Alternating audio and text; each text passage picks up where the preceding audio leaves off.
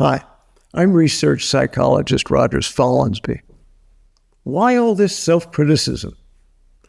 Have you ever wondered why you sometimes see yourself as insufficient or incapable?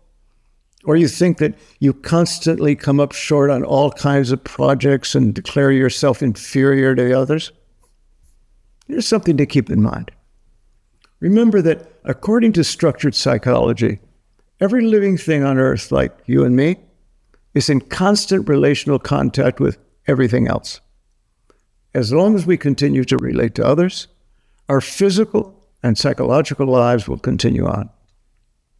That said, problems can arise when we relate to something, but that something doesn't give us what we're looking for.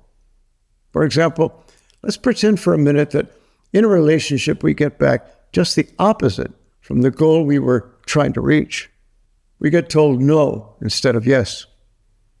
Does that hurt us? Yes, it does. Here's why.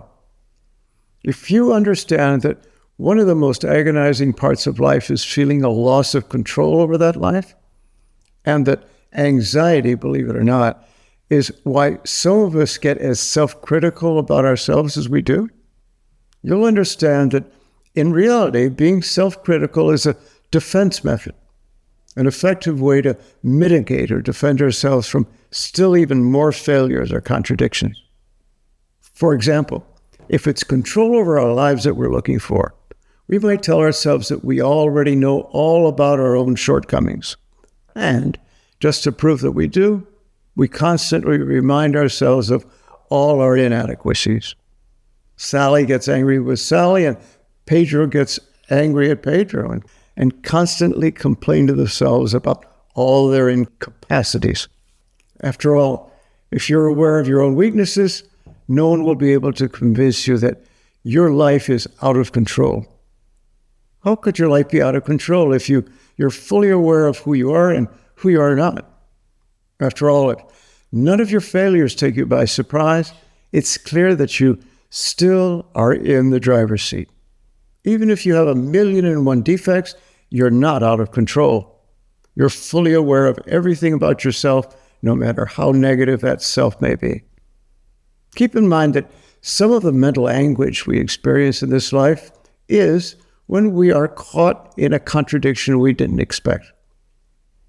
Taking self-criticism to its highest level, in an attempt to keep feeling in charge, we openly announce that we're fully aware of our inadequacies. We know perfectly well who we are, both the good and the bad. Nobody is fooling anyone. In other words, self-criticism is a psychological defense tool. Nothing more, nothing less. But is all that criticism really good for us? Probably not. How do you make things better? Talk to a psychologist, preferably one that knows all about the structure. You'll be surprised how quickly you'll feel better. Thank you for watching. Understand why we all think, feel, and do the things we do. Read It's Not Your Fault by Rogers Follansby. Link in the comments below.